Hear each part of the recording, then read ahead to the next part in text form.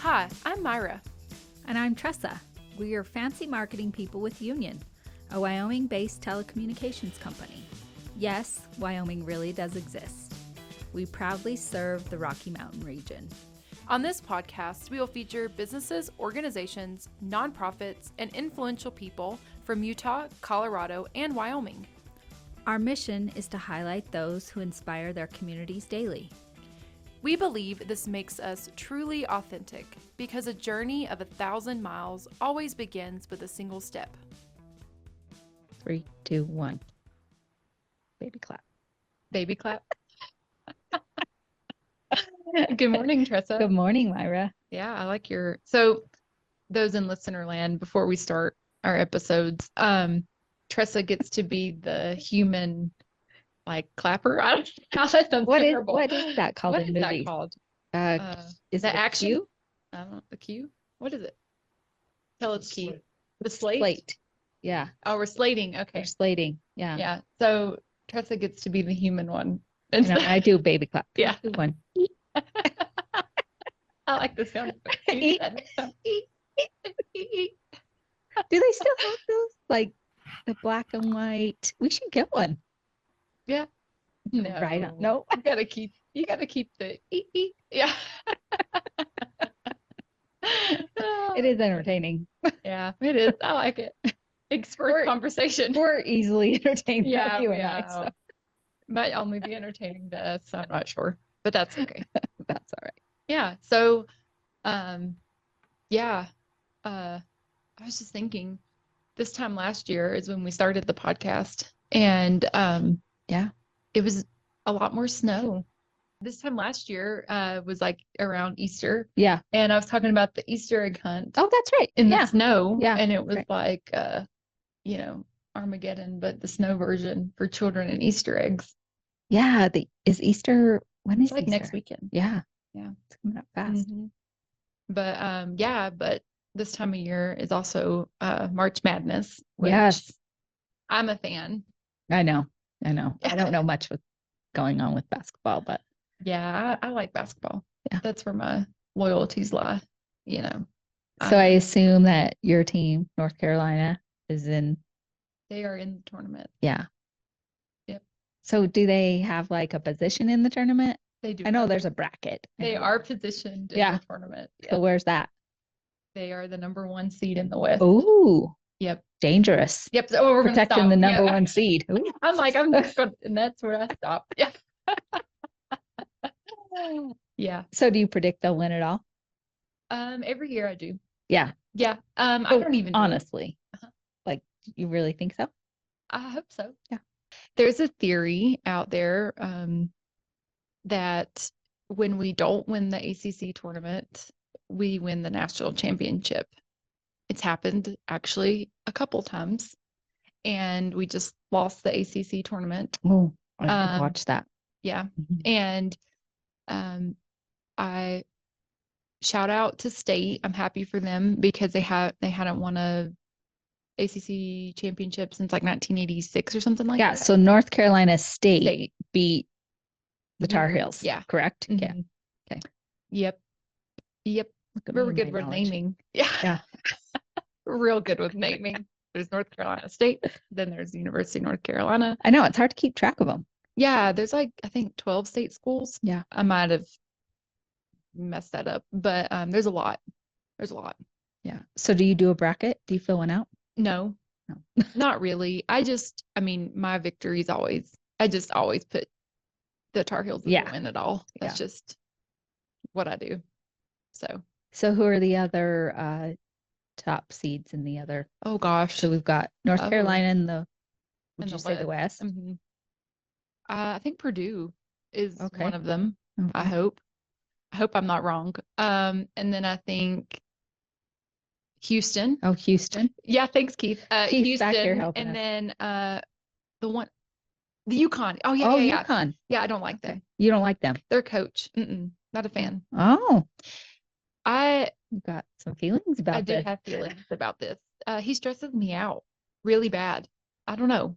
There's just some coaches out there. Yeah. And I love sports very much, but I'm very much also a person who's observant.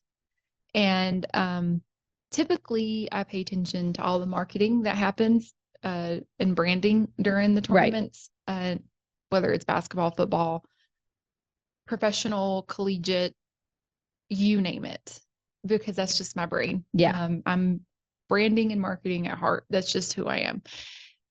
And so I noticed lots of things that are very irrelevant to the sport, like how a coach reacts or what the players do, what shoes the players are wearing, what the people on the bench are doing. But it also helps me with, like, especially during Carolina games, because I have a lot of anxiety. Yeah. And as I've gotten older, I kind of don't watch the games. I just walk out of the room. It gives you too much stress. It gives me too much stress. And I wish I could put that much energy into something else, because I could probably move a mountain with how much stress I have by watching the Tar Heels.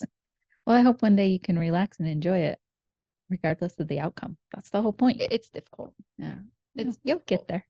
Yeah. That's something I'm looking forward to, is I really want to take Blake and the kids to a game, because there is nothing in this world. I believe that. I'm coming. Environment. You've got to. I want to invite. Yeah, seriously. Yeah, there is just do that. I love Laramie, and I've really come to love the Cowboys, and I've had the privilege of going to many games, and it's definitely an experience to do that. It is a whole nother world when it's that kind of environment, and when the whole stadium is packed to the brim, and the synergy. Yeah, you know? I'm sure. You can feel it through the TV. Feel it. It's crazy. Yeah. So I've been to a lot of Duke Carolina games, and those are very hard to watch in person, because you can't hide. Yeah. You can't go hide your face, or you can't, go run away and go get a snack in private. Because the way my kitchen's set up, I have a window above my sink, but you can actually look through another window into the back of the house and see the TV. So I'll go in the kitchen and watch through a window, through another window with your piece of cheese. Yeah, I'm just hiding. I'm yeah. But my whole family is like this too. Yeah. When it comes to the Tar Heels. So I get it. we're very much, it's Tar Heel born, Tar Heel bred, Tar Heel dead. So we're born, bred, dead. We are those people. Yeah. Well, you heard it here. I get to join you at one of those games eventually. Yeah, it's a party. Okay. Deal. Yeah, it's way cooler than what happens at Duke. So, well, yeah, they're just irrelevant. Yeah. If Duke loses, we all win. I agree with that. I'm not a Duke fan myself. Yeah. Well, cool. So our guest today is John Contos. He is the General Chairman and Chief Operating Officer of Cheyenne Frontier Days. Good morning, Hi, John. ladies. How are you? Good. How are you doing? I'm doing great. Thank you. Do you have a team during the tournament, or do you care? I don't follow college basketball real close. I know my wife is into Caitlin Clark and in Iowa. Yeah. I'll tell you what, the athletic levels of these teams anymore are just mind blowing. Mm-hmm. Unbelievable athleticism. So yeah, they're, when we do watch, they are fun to watch. Yeah. Yeah. Caitlin Clark, I mean, she's just amazing. I'm not that into basketball either, but I've watched who she is. games. Yeah. Yeah. You know who she is. Yeah. That's cool that you brought her up, because I think she's just doing a lot for the women's basketball and women in sports in general, and bringing a lot of attention to that, sport. And I'm curious to see the views of the tournament for the women's league this year. Yeah, be interesting. Yeah.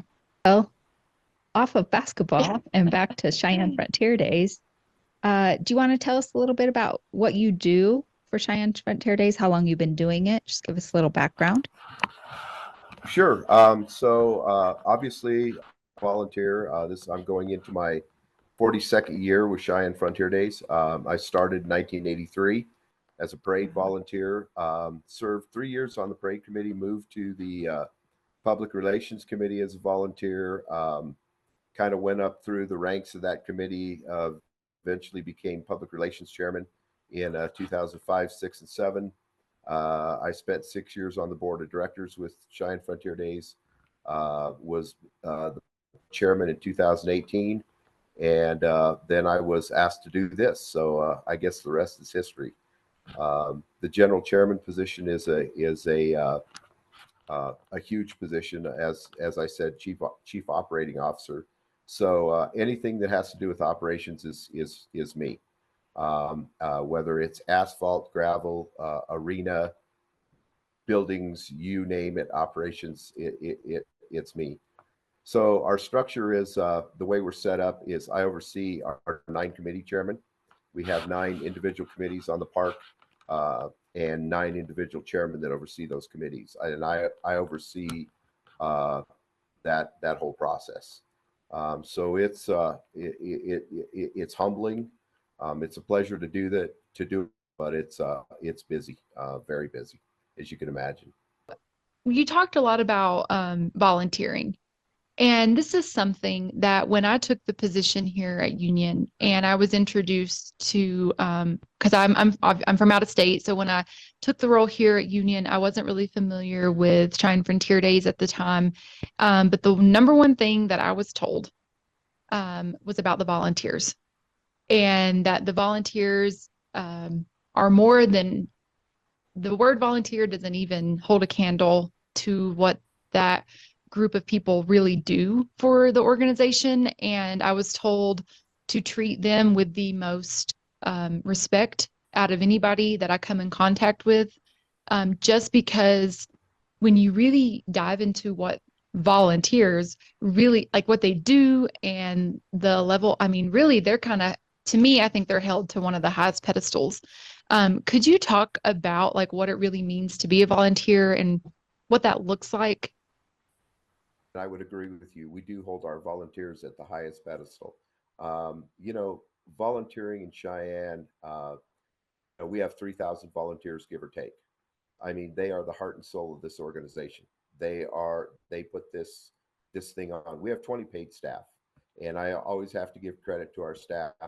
20 people, along with our volunteers, put this production on year in and year out for 128 years. So it really is a remarkable thing. There's nothing our volunteers won't do to make this thing happen year in, year out, to make it successful. Even short notice, drop of the hat. As you can imagine, the size of production this is, and within our 9 committees, obviously they serve on our 9 committees, but we have a committee that has 600 people. We have a committee that has 60 people. But not one of those is any more important than anybody else. Everybody has a job to do. Everybody has a task or tasks to accomplish, and year in and year out it happens. So again, I'm with you. I can't say enough, and I can't give enough praise to our volunteers. They are the heart and soul of this organization, and they make it happen year in and year out. It's remarkable. That is remarkable. Yeah. So you said that you've been with the organization for over 40 years. Most volunteers that I know have been volunteers for like 20 to 30 years. And that's something that I think people don't understand either. This is, there is so much love poured into this rodeo, this event, that makes these people fly in from all over the country. Even if they've lived here at one point in the state and they've moved out of the state, they still take time and come back for 2 weeks straight to dedicate their time. And they've been doing it for 20 to 30 years. That is just something that blew me away when I first took on this role and started understanding the event and really what goes into it. Yeah. And It's crazy. They'll take their personal vacation time and come and volunteer. I've met many, many volunteers like that at CFD. It blew me away to know that. as we continue to evolve, I mean, You're exactly right. Everything you've said is 100% true. What makes these people take 2 or 3 weeks off of work, whether it's local, whether they live somewhere else?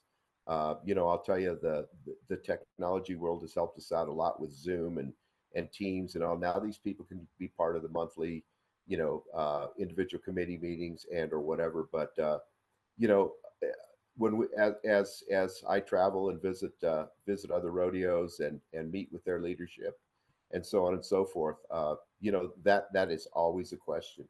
How do you get these people to volunteer all their time and their efforts year in and year out, and not take a dime for it, to make this happen? And it's the $1 million question.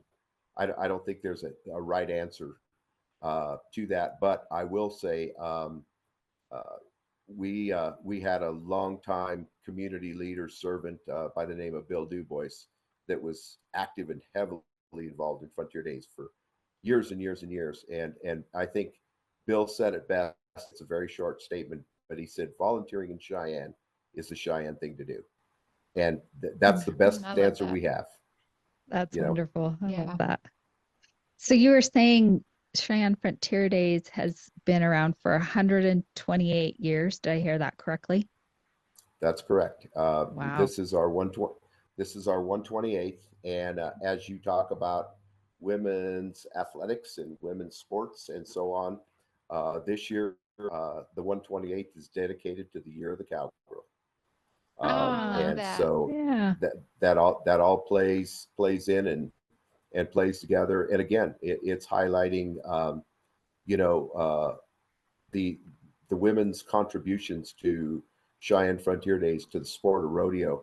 I mean, you watch these women rodeo athletes; they are absolutely phenomenal. I mean, their skill and their dedication is completely unsurpassed. Again, so we saw it fit this year to dedicate the 128th to the year of the cowgirl, and we're actually going to put up a statue out at Oh, Frontier Park, dedicate statue of a cowgirl, dedicating it to the year of the cowgirl. Oh, I love that's so that. cool. Collect pins for me, Yes, I'll try to please. remember. Yeah. I literally have some sitting right over here. Oh, But whatever you need, just let me know. yeah, mail me some. Because that's something too. Yeah, I've kept mine Yeah, for the 3 years now. yeah. Yeah, So I've this would have attended. been my fourth Yeah. year. I'm hoping to come back in a visiting place, but I literally have all my pins from every year, Mhm. and that's something too that I think is really cool about being a sponsor. And you walk around the park, and all the volunteers, they have all the new pins. Some of the dignitaries, county commissioners, they have their little pins, and the different forms of awareness. Different organizations bring their pins. Like the pins are the coolest thing. And I'm talking about, for those who are like, what do you mean by pins? Like the kind that you stick into your clothes. Like Yeah. a pendant. I Yeah. don't know. Pendant, And yeah. so, yeah, your lanyards are all decked out with all your pins. And so I've kept all mine, and I keep the same lanyard and just keep adding my pins Yeah. to I my do too. lanyards. Well, Yeah. as you can imagine, I've kept mine too, Oh, I'm and sure you I've have got so many. I've Yeah. got a gob of them.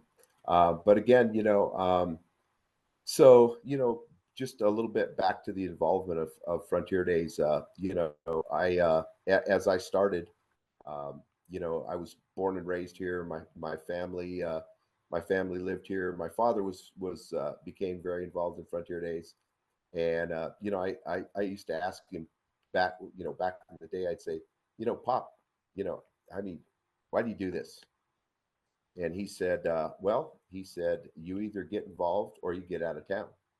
He says I you like go on that. vacation, because he said Cheyenne, he's the city of Cheyenne is Frontier Days from start to finish during those 10 days.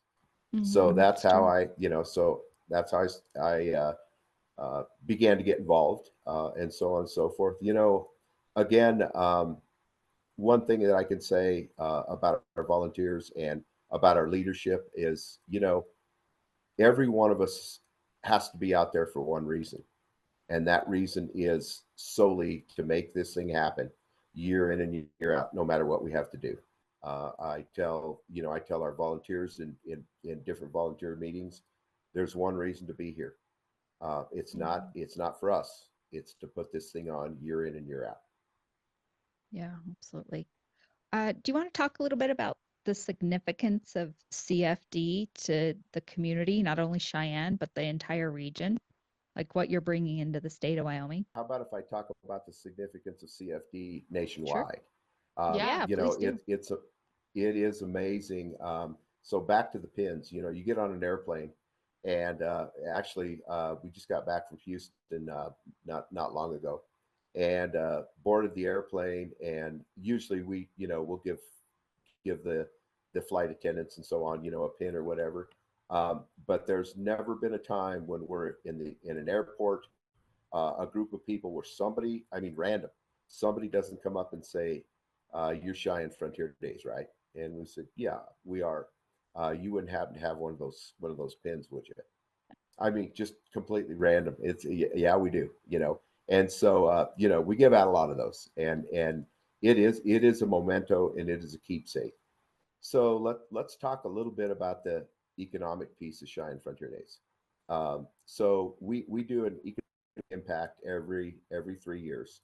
Our last economic impact was I believe a couple years ago, $40 million. $40 million to the Cheyenne, Laramie County, and state of Wyoming economy. That's nothing to sneeze at, and we really realized that the year of COVID, when that didn't happen. Mm-hmm. Our local business people, our tourism, all that is, such a part of this. And the cool part about that economic impact is the reason Frontier Days started 128 years ago was for the economic impact to Cheyenne and Laramie County and the state of Wyoming. And it's the same today. That has never changed. So is it important to make sure this thing happens year in and year out? Absolutely. And to a aspect. So I really think that's a cool piece that has stayed and maintained for 128 years. So it is a big deal.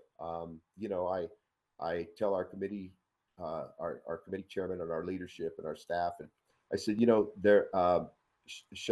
what Cheyenne Frontier Days means to our locals, our state, and or whatever, means, it's again the largest outdoor rodeo and Western celebration in the world. It's the most historic. We have the most historic arena. We have the largest arena. All that plays into this ambiance of Cheyenne Frontier Days. So the economic impact, by all means, and our local businesses and so on. What Cheyenne Frontier Days does for them is huge. They're not part of the politics and the how we put it on and or whatever. But it's what we do for that individual business or those businesses. Let's talk about sponsors, if I may, for just a little bit. Yeah, please. This could not happen. This could not happen with our sponsors. So our sponsors are equally as important. Our sponsors, without sponsorship, we couldn't do what we did. Our sponsors support this. We cherish our sponsors. We value our sponsors. We entertain our sponsors to the utmost that we're capable of. And I know sponsorship's important everywhere, but in an event like this, we absolutely couldn't do it without our sponsors. So are they a cherished part of this? Yeah, by all means. Yeah, I know Union is really proud to have been a sponsor for many, many years. And I know now we're Platinum Arrowhead, which is one of the top sponsors of the event. And that's something that I know Union takes a lot of pride in. And it's something that you cannot not be a part of. It's just who we are too, Yeah, I mean, we're a Wyoming-based company, right? Family owned, 110 years this year. How can we not be a part of something, to your point, that brings that kind of money into the state, the awareness of the state, such a well-known event. We're really proud to be in partnership with Cheyenne Frontier Days, and I think that partnership will continue for many, many years to come. So we look forward to it every year. And we love the friendships we've built and the community that we built between Union and the people at CFD that we work with. We've become friends and family. It's been awesome.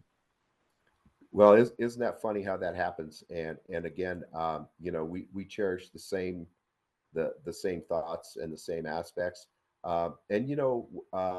We have different levels of sponsorship. Um, you know, every one of our sponsors is critical. Every one of our sponsors is special and premier. And we hope to keep those relationships and harbor those relationships because, like you said, it starts out as a sponsorship, as a business, and it switches to a friend thing fairly quick. There again, just like our volunteers, I don't think there's anything that we couldn't do or ask our sponsors to help us with. Just because, again, it takes so many aspects of everything to make this thing happen. I mean, it just doesn't. I mean, and you talk about the volunteering and so on. Aside from our volunteers that fly into town or whatever, this is a year-round deal anymore. If we start our committees start meeting again as soon as October. Um, I mean, my world. Our leadership structure. Tom Hersig is our CEO, and so Tom is the CEO. I'm the COO. We have a CFO. So Tom is the business end, and I'm the operations end. Uh, I probably spend more time with Tom certain times throughout the year than I spend with life. And so people ask me, when do you start for the next year? Literally, all joking aside, August 5th. Our leadership structure, our committee structure, you serve 3 years as a committee chairman or a general chairman, and then you roll out. So we have those positions staggered. So every year we'll have 2 outgoing chairmen or 3 outgoing chairmen. I actually start with planning interviews like the 5th August. And the first thing is to get our new committee chairman on board, get them up to speed, and the ball. I mean, that literally starts the ball rolling. And so then we have a planning retreat, the third weekend in September. Our board of directors has a planning retreat the weekend after that, and we're on the road again. There we go. So the general committee's planning retreat, I attend and participate in both of those retreats. And we set our goals, we set our priorities. What are we looking at?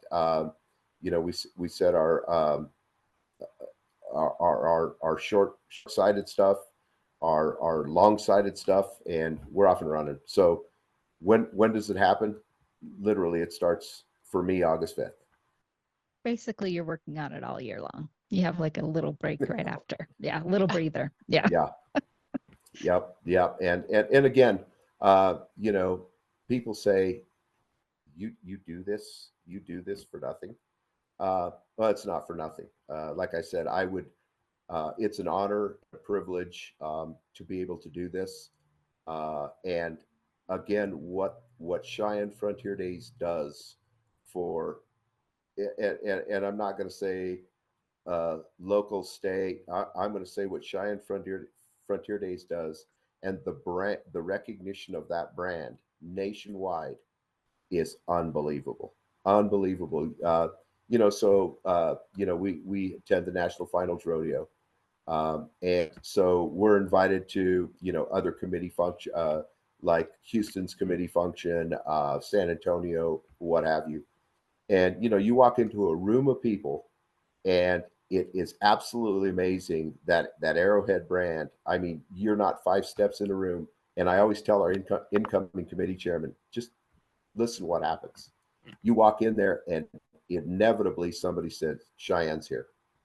and it's I mean it is such a recognizable brand, and it, like I said, the respect and the aura that this brand holds, not only within the rodeo world and the rodeo community, but nationwide is just unbelievable. It's mind blowing. Yeah, that's something to really be proud of, Yeah, for I sure. agree. Well, I wanted to ask one more question before we wrap up, and then we have one final question we ask all of our guests. But obviously, 128 years, it's been an evolution, right? But what are some of the key traditions that have remained unchanged that you've kept for CFD? Well, I probably our premier tradition, obviously, is Cheyenne Frontier Days started as a rodeo and with a rodeo, and so our rodeo is pretty special. Again, the size of that arena, the events, the so on and so forth. But as you stated, obviously, we don't run Cheyenne Frontier Days like we did 5 years ago or 3 years ago, and or whatever. So that is always a huge balance, because you want to keep those true traditions, and I say true traditions because sometimes everything becomes a tradition, and it's like, well, that really isn't a tradition, but again, those true traditions, and the way I try to balance that is I try to compare that tradition to the brand. Again, is that attached somehow, some way to the brand, and that's how I kind of measure true traditions. Again, we're the interesting part of this business, and it's not just us, but if you think about, you take business, and we are truly a business, and so again, it's not yesterday's rodeo, it's not yesterday's entertainers, it's not yesterday's, but we're landlocked on 83 acres. We can't expand, so what goes on those 83 acres is pretty scrutinized, because it has to be. But you back to the business end. Show me another business or another company that has 10 days to make a year's worth of revenue. Yeah. I mean, and I mean, it's make it or break it. And we're not alone. So like Houston's 3 weeks, San Antonio's 3 weeks. We have 10 days, and so there's not a lot of wiggle room in there. It's got to happen, and it's got to happen day in and day out for 10 days. Again, uh, as we all live in this world, I mean, prices have gone up. We try to maintain our night show and rodeo tickets at a very fair, affordable price for everybody. Again, the entertainment industry, we try to book the best acts that we can, and this year, we went for some diversity, and I think it's going to be great. It's going to be exciting. I think we're going to have a great year. Everything's shaping up and panning out that way. But again, it that reverberates in my mind time and time again. 10 days to make this thing happen, until a year from now, and the next 10 days. So if you think about it too much, it's a little intimidating. But Yeah. like I said, 128 years, we're We're still rolling. doing it. Doing something right. That's right. Yep, that's true. Awesome. Well, thank you, John. Before you go, we just want to ask our final question. How do you stay authentic? Personally or professionally or, Whatever you personal, I'm here for it. Yeah. Either one. Either one.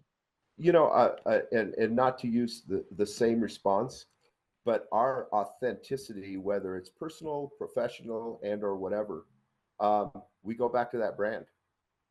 That's the authentic piece of all this. That brand, that brand, again, our sponsors wear that brand, our volunteers wear that brand, our leadership wears that brand. And again, that to me, that is what uh, personally regrounds me. And it's like, we're wearing that brand. We are here for that brand, and that brand makes this happen. So again, that authentic piece, I couldn't think of anything more than the authenticity of that brand. Yeah, that's Great awesome. answer. Yeah, Love I that. love that. Well, thank you again, John. We appreciate you being here and talking about Cheyenne Frontier Days. Yeah, thank you. Well, I want to thank you. It's a pleasure to do this. Again, I want to thank you for reaching out and asking me to do this, because I can't talk about the love and the this brand and this event enough. It's just like I said, it's humbling. It's a pleasure to do it, and sponsors, volunteers, we always want to thank them for what they do, because they put this thing on. So again, thanks for having me, and it's a pleasure to be here.